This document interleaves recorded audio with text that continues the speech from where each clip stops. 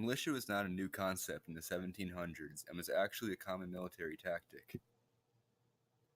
During the Anglo-Saxon times of early medieval Europe, any able-bodied free male was required to give military service. The practice of militia was used thousands of years before the American Revolution.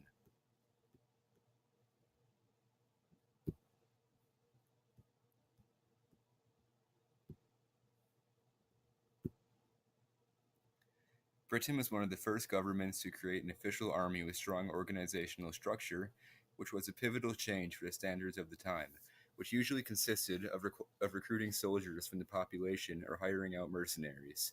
Great armies, like the British Army, were formed because recruiting soldiers from the population was already an outdated practice.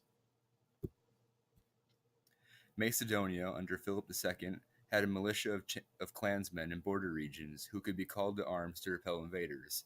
Almost 2,000 years before the American Revolution, militia were used to defend against invaders.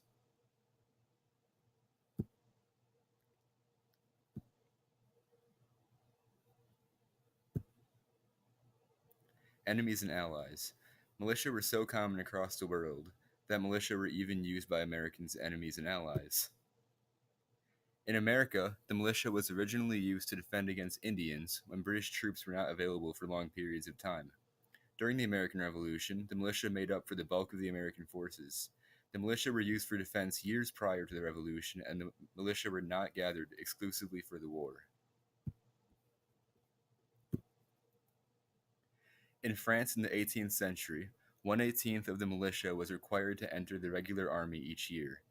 France was an ally of the US during the Revolutionary War, and they had a militia as well.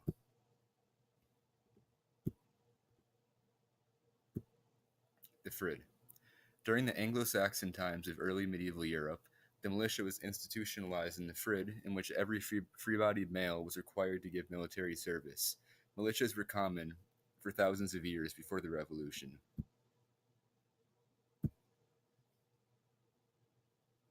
Were the militia revolutionary?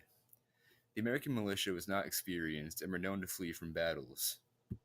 A primary source says, written as late as 1729, even referred to the utter failure of the militia system. This source illustrates that the militia system was not effective in defending against the British. George Washington. George Washington and others frequently complained about the shortcomings of the militia. The general of the Continental Army complaining about the militia's shortcomings signifies that the American militia were inferior to the Continental Army. A joke. By the early 1770s, the militia's primary function was to maintain public order, and one historian has described local militia musters as something of a joke, since many men were untrained, unarmed, and uninterested. The militia were so unqualified that in the first place, before the war, that a historian described them as untrained, unarmed, and uninterested, which does not mean they were very experienced.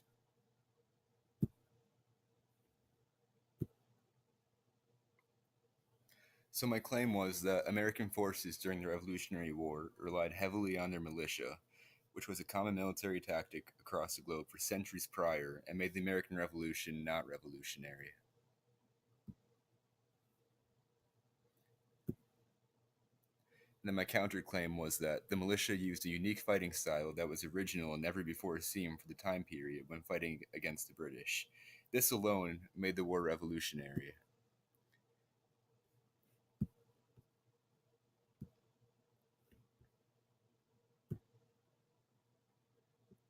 You can kind of see right here. The militia were known to be ready in a minute's notice and were commonly referred to as Minutemen.